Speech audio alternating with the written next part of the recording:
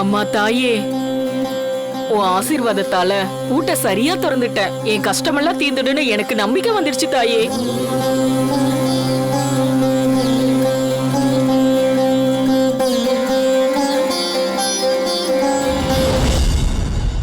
அம்மா, என் வாழ்க்கையில எல்லா கஷ்ட நஷ்டத்தையும் அந்த கௌரி அம்மன் கிட்டதான் சொல்லுவேன்.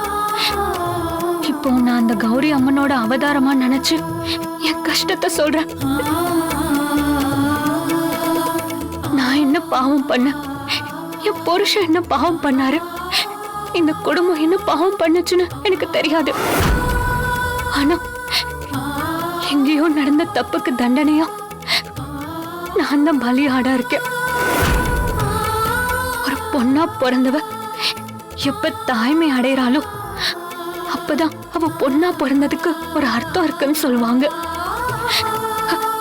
என்னோட பிறப்புக்கும் ஒரு அர்த்தம் இருக்கணும் சாமி.